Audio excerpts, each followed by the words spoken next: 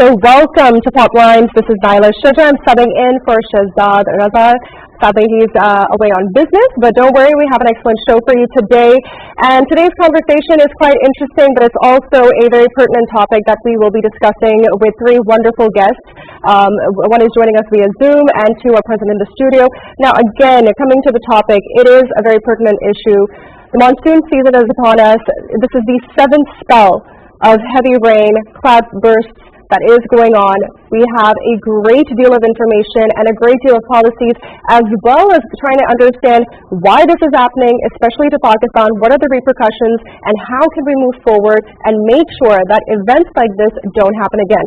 Now, again, we have had 314 confirmed deaths just in Khyber Pakhtunkhwa alone, and that is from the 15th to the 17th of August, and that includes around 209 in Bunair alone. 156 people have been injured in this spell of monsoon, and 134 have been missing just in Bunair as of the 17th of August. Now, that being said, over 5,380 homes have been damaged in the district of Bunair alone, and 7 villages have been washed away. Again, these are the visuals that you can see, absolutely devastating to watch and experience, and that's something that we're also going to be understanding and observing with our wonderful guests. Around 159 homes have been damaged, 62 completely and 7 partially. It's a very interesting thing to understand, but it's also devastating given the fact that this is happening in our own country. And we've had messages pouring in from friendly and brotherly countries all around the world. But coming back to our wonderful guest, I would like to introduce our first guest, who is Ahmed Kamal, a former Chief Engineer, Advisor, and Chairman, Federal Flood Commissioner. And then we are joined by Dr. Asif Javed, who is the Head of Department, Earth and Environmental Sciences at Hazara University, Mansera, and Senior Consultant at the World Bank. And then online, we are joined by Mustafa Tariq Wine, who is the founder of Climate Pakistan. Now, thank you so much, everyone, for joining, and let's just dive into it. Now, given the fact that this situation is prevailing, it's been going on for a couple of months now, we've had a huge deal of casualties. What's the first thing that comes to your mind, Dr. Asif? Nara, first of all, the figures which you quote, more than 300 dead, around 150 plus injured, and more than 5,000 houses have been damaged or disturbed by this flood. This is really shocking, and this loss of life and property is really very sad news for all of us, and all we can do is may Allah help them in this hard time, obviously. Absolutely. Coming to the point, Naila, this is what the scientists are saying from long ago. Remember, this is not the era of planning or predicting something. That era has gone. That this will happen after 20 years or 25 years. And then there are debates on that. I'm talking about the climate change. Some scientists got agree, some they don't. Politicians came in, economists came in. Remember, we are now in the era of consequences, and this is what is the result of our ugly development. Secondly, you say why the KP is more affected, why it's the most vulnerable district. Why? Because this is the monsoon season. We also have westerlies here in Pakistan. So in the hilly area, there are two processes basically. One is convecting lifting, and other one is orographic lifting due to the mountain areas. So massive amount of water vapor go into the air, massive condensation in the air, which ultimately results in the cloud burst, and heavy amount of water comes down to the earth in a very shorter period of time, high intense rainfall in a very short time. Unfortunately, we have a bare ground. Most of the forests have been cleared. So bare ground facilitates the movement of water, runoff, in other words, you can say like that, rather than to facilitate infiltration. So the people, inhabitants, get a very less reaction time to react, and ultimately they get exposed to those floods, and they lost their life, they lost their property, they lost their animals, and all those things. Absolutely. So, Ahmed Saab, understanding this, carrying forward what Dr. Asif just said, era of consequences. You've been in this department for a very long time with your extensive expertise and opinions. Could you shed light on the importance of being proactive when it comes to preparing for this monsoon season? Thank you very much to Pakistan Television for giving this opportunity. Let me share with you that for the monsoon season for Pakistan, there is a very set sort of a regular program every year undertaken both by the federal and the provincial organizations, and starting from the district levels with regard to undertaking the contingency planning, inspecting their irrigation works, their flood embankments and all that, and whether the telemetry system is working or the weather radars are good or not. I think that all things are there, but as the Dr. Asif has stated, that this is now is the era of consequences. Why? Because so much we have talked about in the past, climate change is going to come and we are going to face this and that. As a matter of fact, now the climate change is a reality on ground, and for Pakistan it is more than 100% reality now. Why? Because since 2010 onwards we have got our monsoon shifted about 100 kilometers from northeast to northwest. Our much of a more districts in the KP as well as in the province of Punjab have come under the most vulnerable districts and have been, registered for that very purpose.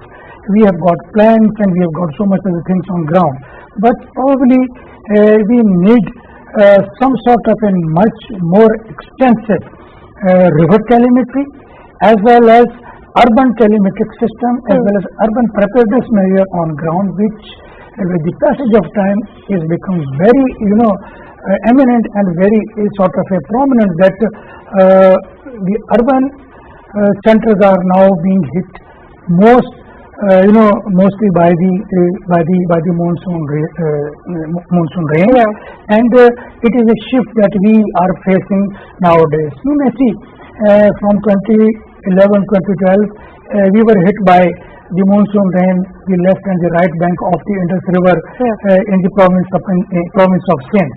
And in 14 it was hit in the Punjab, and in 2022 it was first hit in the Balochistan and the urban areas of Sindh, followed by in the southern part of Punjab, and then finally the upper portion of the country.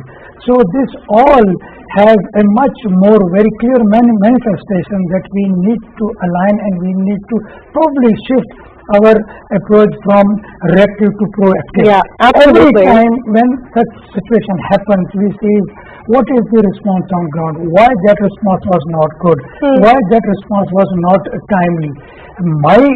My own take is, we always talk about response and all that. Why we are not preparing the way it is required to be?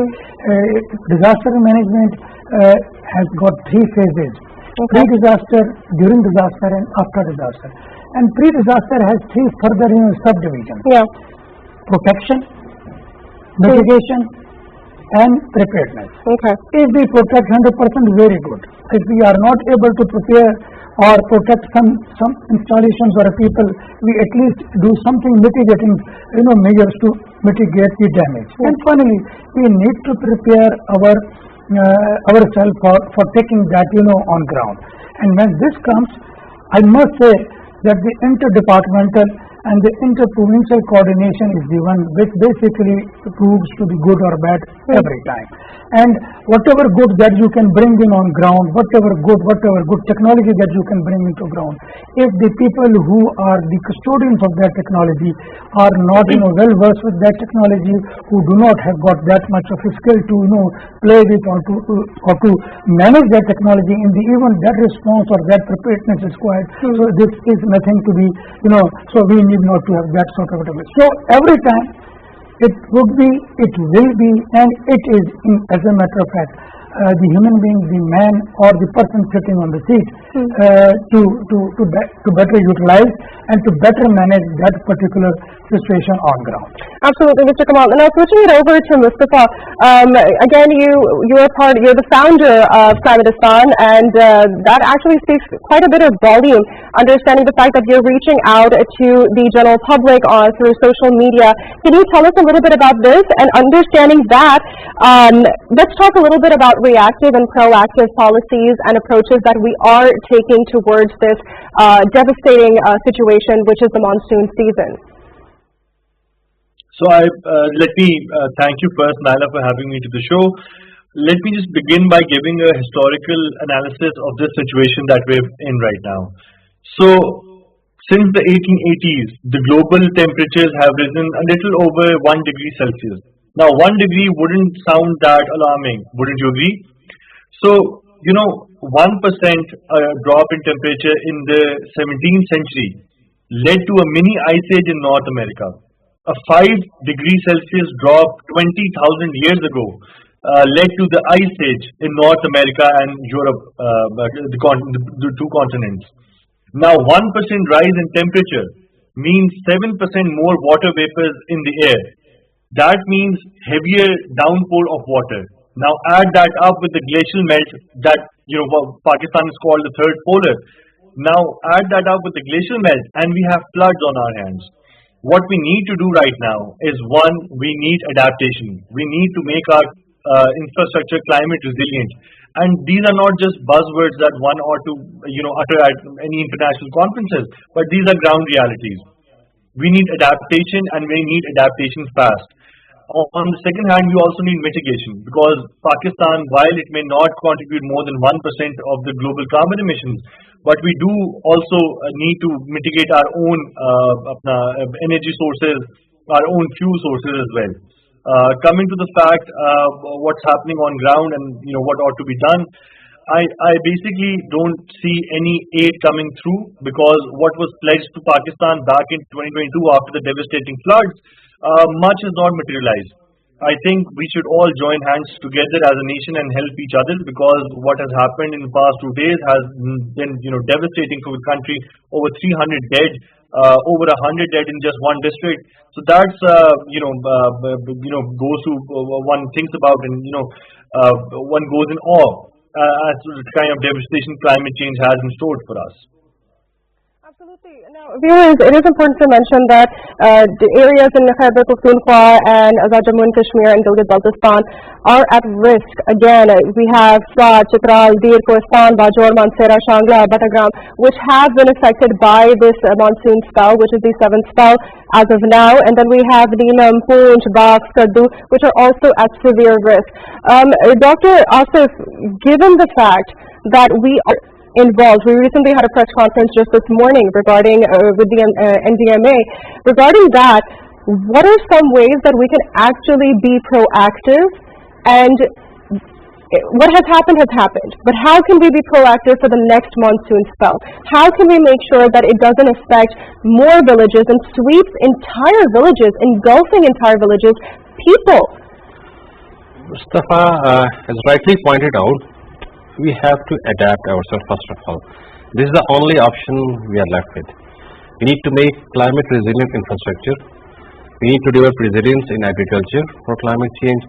Everything we have to plan. We need to develop some kind of resilience.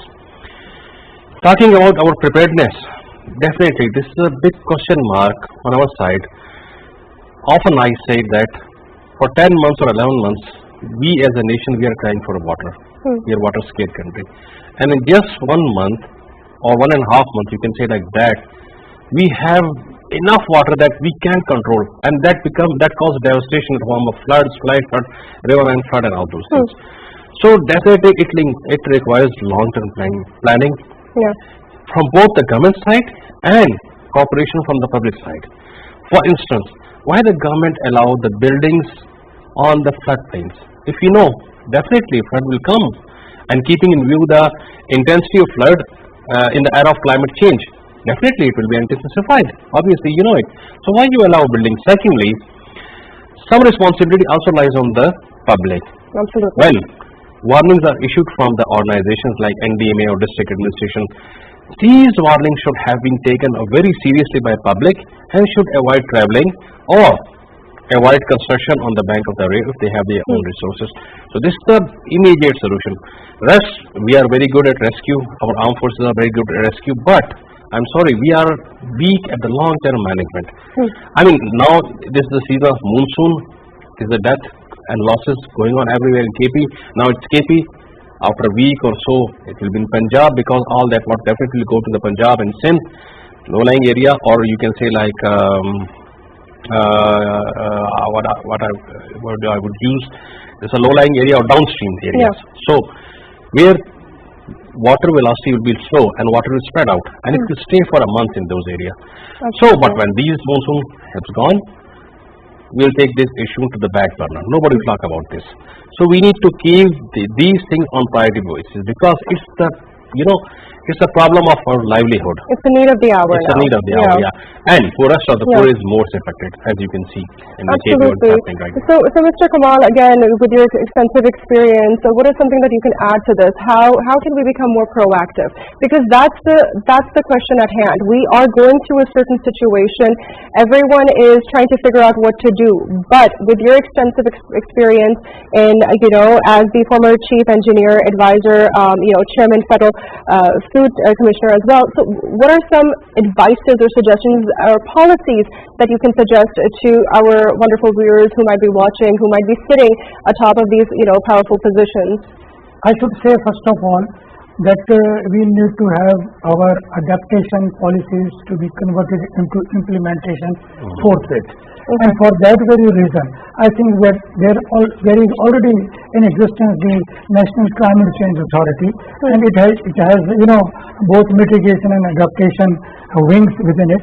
So the government needs to implement the already approved National Adaptation Plan, and that National Adaptation Plan is basically a holistic one relating to putting on ground the nature-based solutions, putting on ground the green infrastructure, less reliance on grey infrastructure, and wherever there is landsliding issue or like that, converting that into terracing and things like that. And similarly, if you go to Balochistan or to the lower side of the country, where there is a water scarcity issue, so that water should be used as an opportunity by putting in much more small dams, much more delay action dams, and relevant infrastructure on ground to have our groundwater resources, you can say, multiplied. And similarly, there is a old existing carriage system in Balochistan which is dying. More than 500 or 550 carriages in Balochistan, which are probably not in use at present. So we can use this emergency into opportunity. We can use this water into some sort of a conservation opportunity and like that. I still remember by January, February 2024, there was a draft National Water Conservation Strategy prepared. I think that water conservation strategy should be looked into, and once it is seen and consulted, there has been very good measures this strategy brings out. When we talk about the dams and all that, the larger dam or bigger dam, they take much more of a time, 8 to 10 years or even more than 10 years. So this is the time when we are putting good mega dams on ground like Jamir Basha or Mohammed, and there are many other in the pipeline and all that. We need also to have that conservation measures to be brought on ground. And for the city areas, a very well known subject of rainwater harvesting. We need to put a national policy towards that the cities like Islamabad, Rawalpindi, if such cities are facing so much of a issue during a monsoon, what to talk about the other cities of the smaller parts of the country. Then coming to the areas like Bunair and all that, I think that now it is a high time. When we said that the people were caught in a darkness and all that, and suddenly they caught up and there was a lot of water. So why we are not putting small gadgets and small telemeters on our smallest of the rivers? In many discussions I have talked about that. Just conceptualize your Indus River system. There is one Indus, and then there is a 5 tributaries, and each tributary has got so much of the other small tributaries coming into it. It is just like you can say tree or branches of a tree. Why don't we telemeter each and every branch so that whatever water is generated there, it is controlled there and then, the flash flood is reduced there and then, and at the same time, when this water is going to enter into our Indus River system, we will have a very good, better idea that how much water can be, anticipated from a certain leg or a certain tributary of a river. And in future, that will also support us, in designing maybe very small projects, community-based projects, and all that. Finally, the 2005 earthquake, there was a exercise undertaken and a program was established known as the CBDR, the Community-Based Disaster Risk Management. I still remember in 2010, all those districts in Azad Jammu and Kashmir and KP, where the people practiced that CBDRM approach, they said that they got the forecast in time and they reacted to that. But the districts where this approach was not being employed or adopted, the people had very little attention given to the forecast and all that. So now it is the time to have a community-based disaster risk management approach overlaid over all the vulnerable districts of the country, aligned to the best practices globally as well as at the regional and the federal level. The National Disaster Management Plan has one of its components relating to CBDRM, and it very clearly lays out the SOPs and guidelines how to go about that. Absolutely. Very excellent points that you've raised and very excellent policies that you've suggested. Now, Mustafa, given the fact that we've been mentioning climate resilience over and over again, could you elucidate and explain to us what this term or what this phrase actually means? And furthermore, one thing I do want to ask you is, what is going to happen for the population?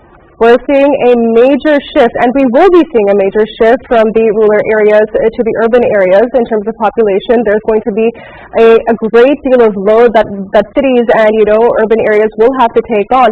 How is that going to further impact climate change in the country? Thank you, Naila. Excellent question. And I would just like to carry on the arguments presented before me.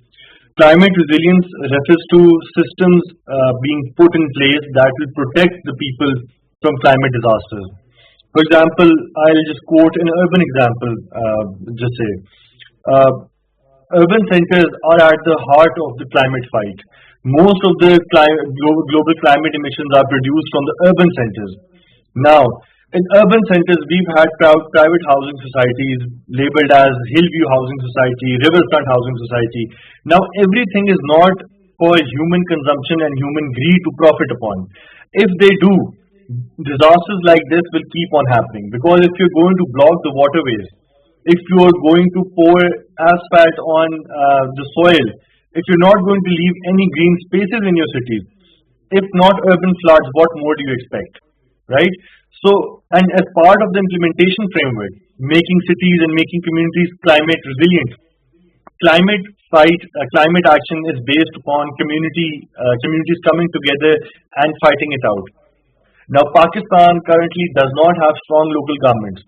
World over, what we see as part of the C40 platform as well, mayors of the cities have come together to fight climate change, right? Pakistan does not have empowered mayors. Half of the Pakistan does not even have elected mayors. So you can't rely on the bureaucracy to fight this out, because people themselves need to be empowered. And what better way to do that if not having elected and empowered local governments with fiscal powers, of course. So there's that. So I hope the resilient part is answered. As far as putting the pressure on the cities is concerned in terms of migration, this is the biggest challenge, because island states around the globe have been voicing their concerns because sea levels are rising and most of their cities will be underwater by 2050. So billions of people will be migrating upstream. How will the countries that are not on the seabelt counter all that? And not just that, rising seawater levels means they will be penetrating into our agriculture fields as well, destroying crops. So if people are migrating into the cities and the food patterns have changed, you're not having those food sources available to you. That is a climate disaster waiting to happen. And we're already seeing this happen in Bangladesh, where rice fields have been, salt water has come into their rice fields, and now they're forced to farm shrimps and prawns over there. So that change also requires a lot of micro funding involved, which Pakistan obviously does not have due to the financial fiscal constraints at the moment. So this is a huge challenge, and to mitigate all this, I would say we need a plan of action that is not top down but bottom up. if you're going to empower the communities, they will make sure that they save themselves from this climate crisis. And furthermore, one more point. To prevent all of this happening, we need early warning systems. Pakistan's current early warning systems have failed, and they failed mainly due to the reason because Pakistan does not have the kind of internet access up in north like it does in the center. This is a problem in the south as well and deep down in Pakistan as we go along the Indus River. So better infrastructure, not just in terms of physical infrastructure, but we also need good digital infrastructure to get those early warning signals so that we can warn people so that they can, go to safer places. Absolutely. So, Mustafa, we've understood that traditional emergency response based, on historic weather is no longer reliable. We need to incorporate a new technology, as you just said. So, what sort of technology do you think that we can introduce? And given the fact that, again, we do face the problem of connectivity, is there any way around it? Or are there certain systems in place that we can actually localize for Pakistan itself? I mean, if you see the GLOF 2 project, based on that, early warning systems would indicate a disaster is coming. People would be warned. A lot of mosques, a lot of schools were already put in part of the plan that people would leave their places and they would take shelter over there. Over there, they would be accommodated with food, shelter, and the basic necessities like bathrooms and kitchens, which clearly did not happen. So if we have the policies in place, we just need a better implementation plan to do that. As far as the technology is concerned, sorry? How do you suggest we do that? So first and foremost thing is we need better monitoring and evaluation and implementation team on ground for the projects. For example, we've seen a lot of discrepancies in these projects. So if we have better monitoring teams over there, I'm sure things can be done explicitly. Moreover, in terms of technology is concerned, we have Starlink that's a Wi-Fi based on the satellite signals. It does not need any on-ground infrastructure other than their own machines that would catch the signals. So if Pakistan can partner with that, China has a lot of options, Pakistan could partner with that. I mean, if the bureaucratic red tapeism is set aside, Pakistan can move at a rapid pace to secure all these technologies. These are readily available all around the world. It just needs a man in action, a plan there to bring this technology back home. Moreover, lastly, going to my previous point, sorry? Absolutely, go ahead. Yeah. So you see, in terms of how we can achieve all this, communities are basically local people coming together and fighting for what they think is right. So without local government, this is not going to happen, because if I am a bureaucrat, I've been transferred from a far-flung area from Pakistan to another far-flung area of Pakistan. People are not going to listen to me because I am not one of their own. Whereas if you have an elected councillor over there, people are much more likely to listen to that person and change it's basically part of the behavioral change, climate policy. So people are much more likely to do that. And if we invest heavily into those, our local government, into their training, into their entire operating modus operandi, I think Pakistan will be a much better place to do that. If not, I think the future seems a bit bleak. All right. So Dr. Asif, carrying forward what you just said regarding better monitoring systems, given the fact that you are the head of Department of Earth and Environmental Sciences at Hazara University, Mansehra, and senior consultant at the World Bank, have you been introduced to some relatively new concepts that we could incorporate into Pakistan's understanding of how we can maneuver the situation? Definitely, as Mustafa mentioned, we have hosted two organizations, International Water Management Institute and WWF. They are working with Hazara University, and they have introduced. They are working on nature-based solution. Absolutely, very interesting. Water harvesting structures. There are sensors which can monitor the water level so that farmer know when to irrigate the field to conserve the water, and then they have a flux tower which can weigh all the climatic parameters, technical terms. So we are working on that in small scale, but more efforts are needed. at large scale, particularly as Mustafa mentioned. This is just the starting of the devastation. The secondary effects of floods and all those things are very lethal. For instance, flood water brings arsenic from the arsenopyrite rocks from the above, which it can deposit in the low-lying areas or the downstream, you can say, where the water velocity is slow. So definitely that arsenic can go into the underground through different processes, through oxidation and reduction, and people are forced to drink arsenic contaminated water, which is cancer causing agent. So this is the secondary contaminant. Secondly, Pakistan, why Pakistan has been consistently ranked among the top 10 vulnerable country? Because Pakistan has a large frozen water reserves outside the polar, and our more than 40% population directly depend upon the meltwater that is coming from those glaciers.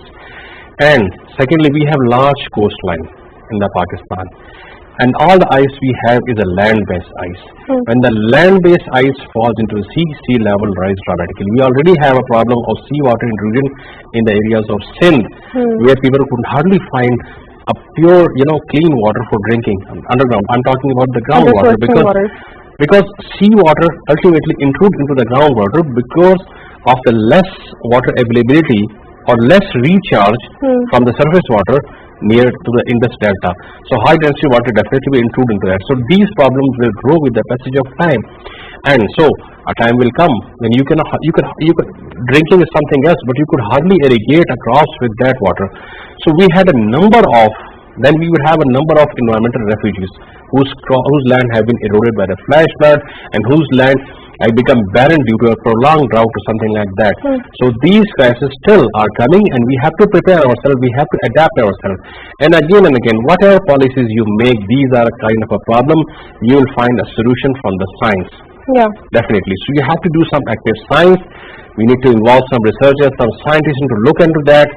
How could mitigate these problems, or how could we have to adapt ourselves to these crises?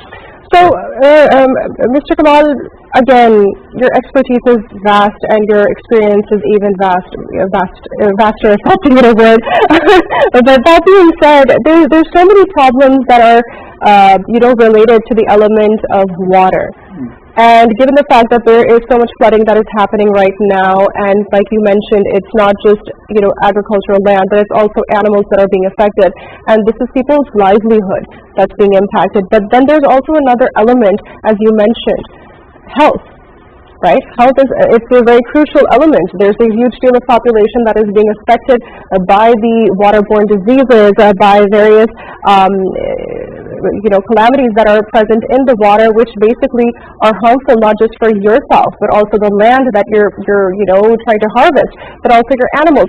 So that being said, I want to get a little bit of an insight to what are some of the diseases and what are some of the illnesses that are present when it comes to this impact of monsoon.